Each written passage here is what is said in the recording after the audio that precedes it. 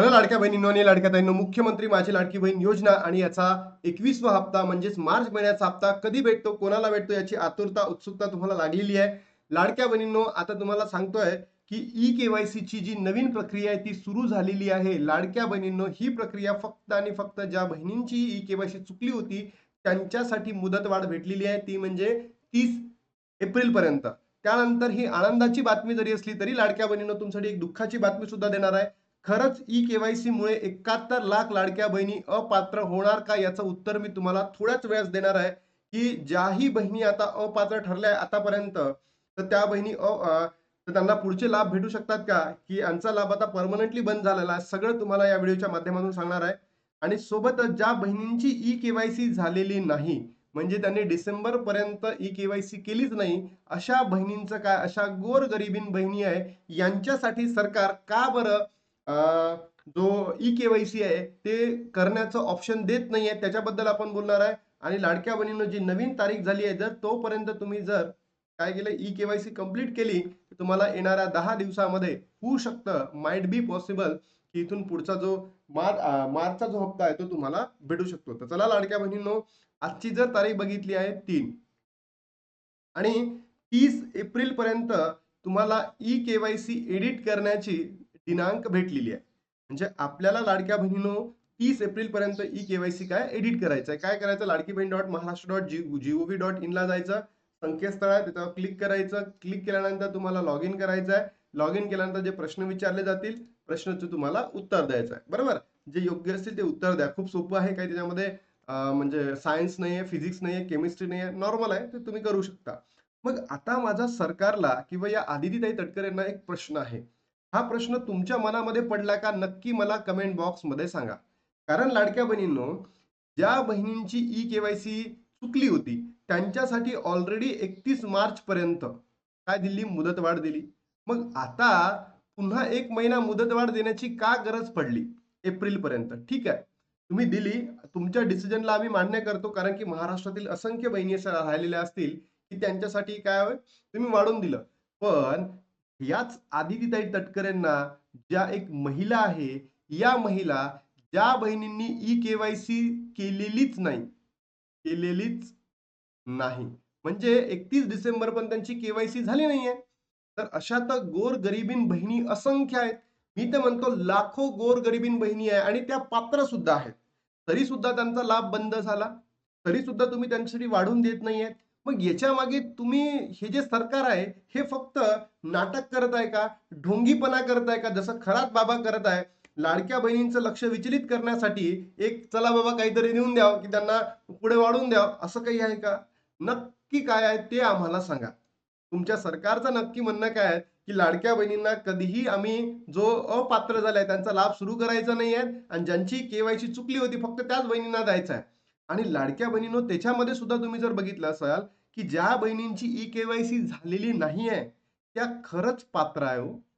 मी अशा असंख्य बहिणींना भेटलो आहे, लाडक्या बहिणी असंख्य बहिणींना, गोरगरिबीन बहिणी आहे, त्यांच्या दररोज कमेंट येत आहे की दादा, आम्हाला खरंच पैशांची नितांत गरज आहे आणि तरी सुद्धा आम्हाला ई केवायसी पूर्ण करण्याची एकही संधी सरकारने दिलेली नाही आहे.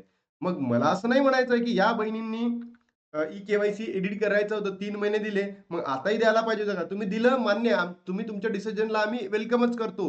पण प्रॉब्लेम इज दॅट की ज्या बहिणींची ई केवायसी झाली नाहीये त्यांच्यासाठी का नाही?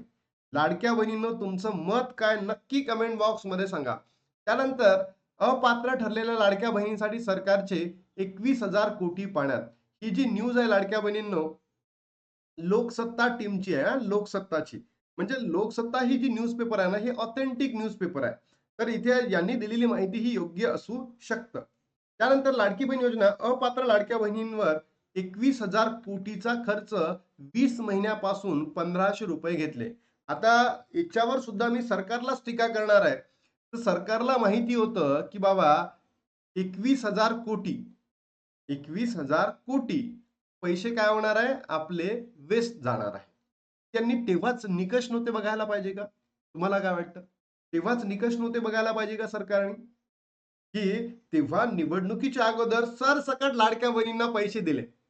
पण आता आता हे सरकार आहे ना एकदम नाटक करत आहे. नाटक, ढोंगी कारण की निवडून आले, सत्तेमध्ये बसले. म्हणून लाडक्या बहिणींनो, सरकार अशा पद्धतीचं वागत आहे. बघा, लाडकी बहीण योजनेच्या लाभार्थ्यांसाठी महत्त्वाची बातमी. लाडकी बहीण योजनेतून जवळपास 72 लाख महिला अपात्र असल्याची माहिती समोर आलेली आहे.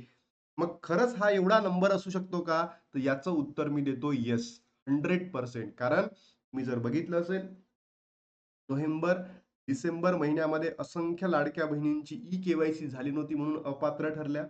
त्याच्यानंतर लाडक्या बहिणींनो जून, जुलै महिन्यामध्ये सुद्धा असंख्य बहिणी, लाखो बहिणी अपात्र ठरल्या आणि हा जो नंबर आहे लाडक्या बहिणींचा, हा कमी होताना आपल्याला दिसतोय. पहिले होता 2,47,00,000 इतक्या महिला होता, पण आता 1,75,00,000 इतका नंबर उरलेला आहे.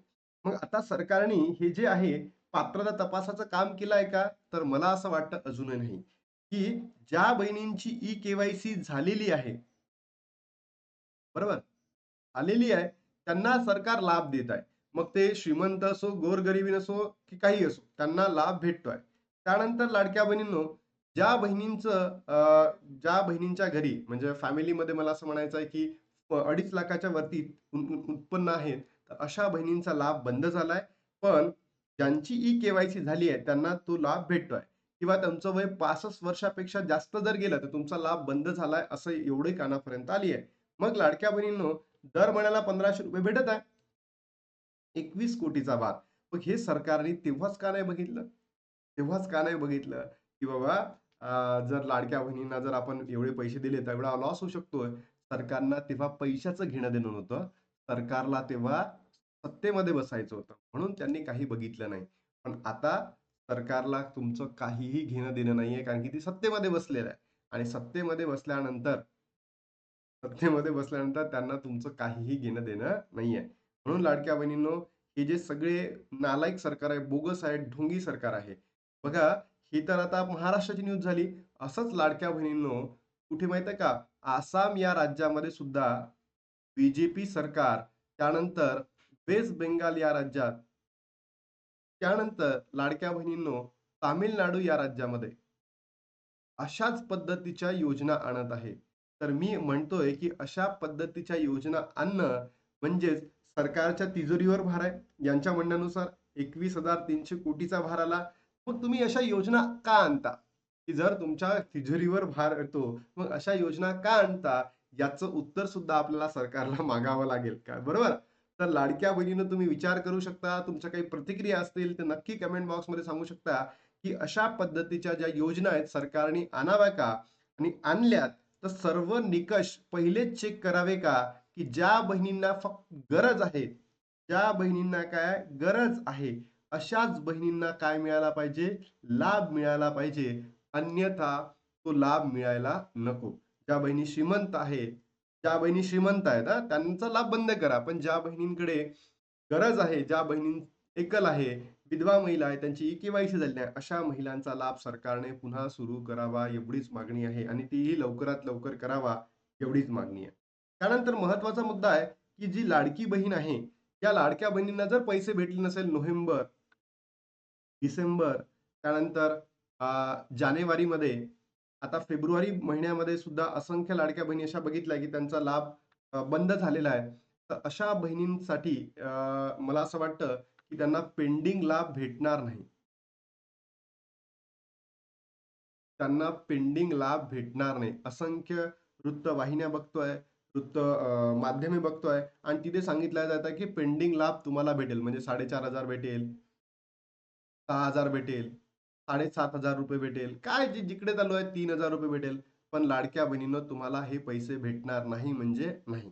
हे काळ्या दगडावरची पांढरी रेष आहे. त्यामुळे मी तुम्हाला आश्वासन देणार नाही, की भेटणार, भेटणार, भेटणार. चुकीची इन्फॉर्मेशन सांगून मला काही मिळणार नाहीये. असंच मला एवढं म्हणायचं आहे, की हे पैसे तुम्हाला भेटणार नाहीये. बघा, 21 मार्च लाडक्या बहिणींनो, म्हणजे हा जो 21वा हप्ता आहे म्हणजेच मार्च महिन्याचा हप्ता, त्याचा वाटप तुम्हाला येणाऱ्या काही दिवसांमध्ये होतील.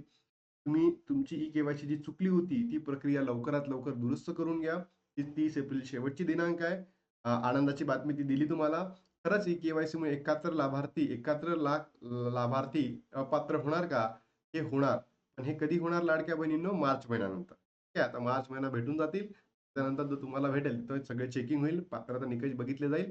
ज्या बहिणींची के-वाय-सी झालेली नाही त्यांच्यासाठी सरकारनं लवकरात लवकर काहीतरी आणून त्यांची सुद्धा ई-के-वाय-सी करून घ्या.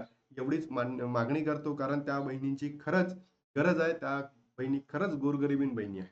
आणि पुढच्या 10 दिवसांमध्ये होऊ शकतं, की तुम्हाला वाटप सुद्धा होऊ शकतं, जर तुमची सगळी प्रोसेस बरोबर असेल तर. आता थांबतो आणि भेटतो तुम्हाला नवीन व्हिडिओमध्ये. तोपर्यंत जय हिंद, जय महाराष्ट्र.